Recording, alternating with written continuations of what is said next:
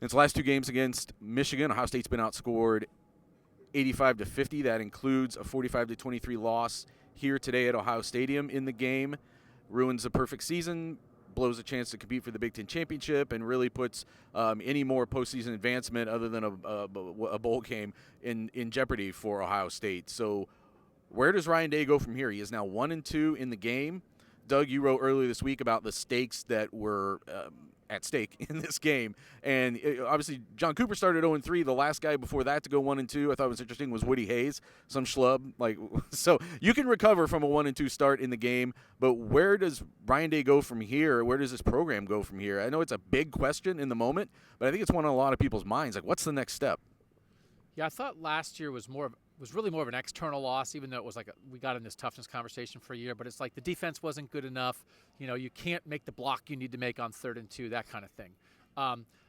Their running back situation was a little goofy today, but I thought they ran the ball okay, right? This feels more like I don't know what you would look at and say, what does Ohio State lack, right? Their DBs need to play a little bit better, but it's not like they're going to revamp the coaching staff again.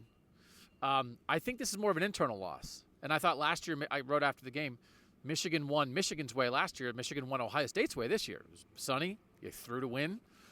So then what do you do? And I do think it's more internal. And we talked about on the podcast this week, it's like, is it time to bring Jim Tressel and Urban Meyer and Troy Smith and Zach Boren and Chris Carter and guys like that in during Ohio State-Michigan week and get everybody fired up? I'm not saying that Ryan Day doesn't know how to do it, but I think you got to try something again. They think about all the things that changed after they lost to Michigan last year. What can they change now? I don't know what the external changes are. So I think it makes internal changes, in your, So how do you do that? You have the guy who was 9-1 come in and talk, that kind of thing. Is that magic? No. But I kind of think that's where they are. And it doesn't mean hey, outsider, you failed. It just means reset, revamp, and refocus, because you're not going to hire a new defensive coordinator, so what are you going to do? Yeah, heady questions. I mean, obviously this is a focus all year round for this team already. It's hard to imagine them taking the game more seriously, because they talk about it a lot, although we ask them about it a lot. But from your perspective, Steven, obviously you grew up here. You've watched the ups and downs of this rivalry. Where does Ohio State go next? So you're saying Ryan Day is not good enough to get the job done? Because you changed the middle managers. You put him on the hot seat? No, but I think the heat just got turned on. We'll have a podcast. He's lost 2 straight, and you just said it. He lost the way he plays football this year. So what do you do with that? I mean, what do you do? I'm not putting Ryan Day on the hot seat. But I don't think the next 365 days are going to be, we heard everybody talking trash about us and everything everybody said and laughing about us. It's, okay, dude, you're going to lose 3 in a row? That's where we kind of had this. We're talking about, in a world where if the 12-team playoff, how much does this loss really matter if you're still making the playoff? Well, we're not there yet. So what if he loses 3 in a row before that 12-team playoff kicks in? You think Gene Smith is going to allow that to keep going? So I don't think he's on the hot seat yet. I'm not there yet. But I do think the heat just got turned on, and there's going to be a little bit more attention paid because, like you just said, they lost Michigan's way last year. Don't point at me. Don't point at me when you're putting him on the hot seat. I'm not. Point at yourself. Fine. As it was just said in this video, Ohio State got beat the Michigan way last year. They just got beat Ohio State's way in Ohio Stadium. And in both situations, one team scored in the 40s, the other team scored in the 20s.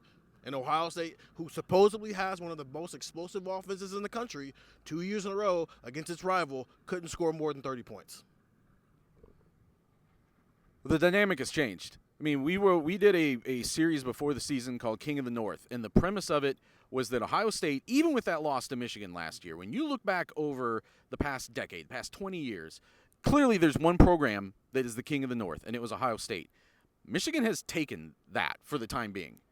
This is 2 years in a row, and this was a butt kicking when it wasn't close. In all those, as you said, Doug, last year you could kind of squint, and there's all these little weird things that happened, and that was a flawed team that got fully exposed at the worst time. Michigan just came in and took this today. So now the dynamic has changed. Ryan Day no longer is the head coach of the best football program in the Big Ten. He's chasing that now. he has to go get it. He has to climb up and take that back from Michigan. He's going to have to go into Michigan Stadium next year and do it. This isn't really a judgment call. It's just reality. They've whooped you twice in a row. You've got to go figure out where you're getting beat man-to-man. You've got to get a better team on the field, and you've got to scheme it up better next year because you were deficient 2 years in a row.